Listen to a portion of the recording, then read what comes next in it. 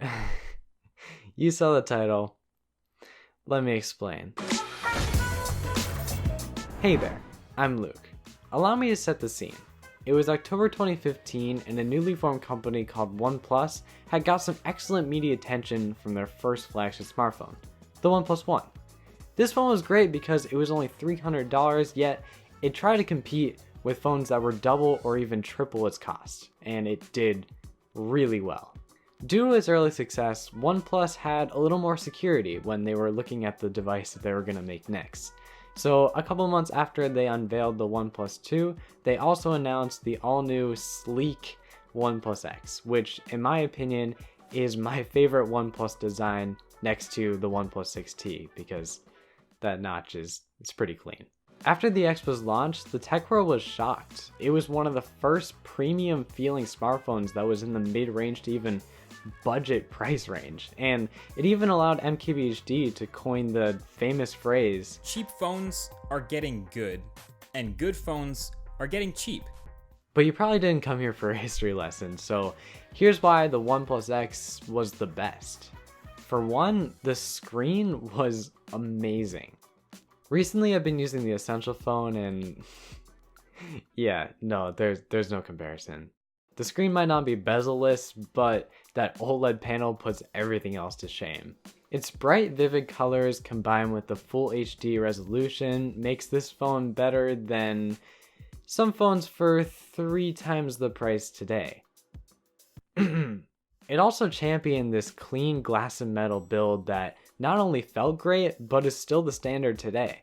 A lot of people question its durability, but let me just say I used this phone for over a year with no case, and well, I had no scratches, which is something I couldn't say for even my newer titanium phone with the same treatment.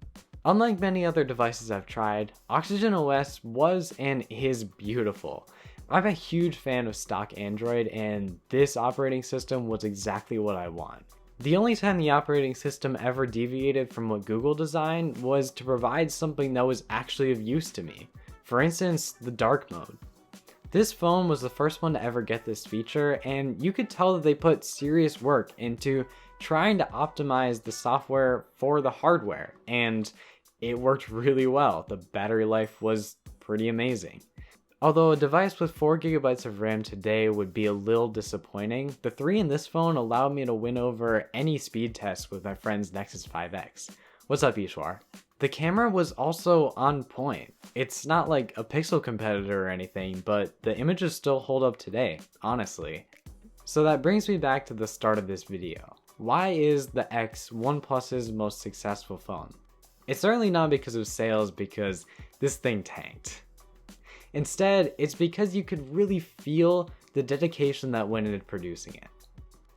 This deceivingly valuable, idealist, beautiful smartphone that stands here today.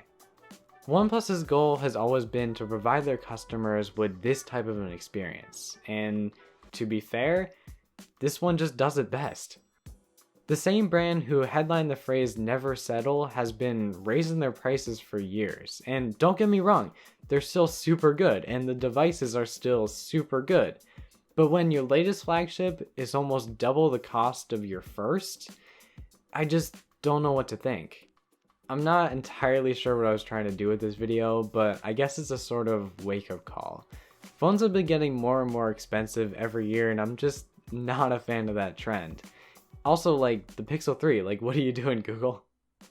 So I guess to all the device manufacturers out there, make more phones like this, because I have no money. Thanks for watching. Okay.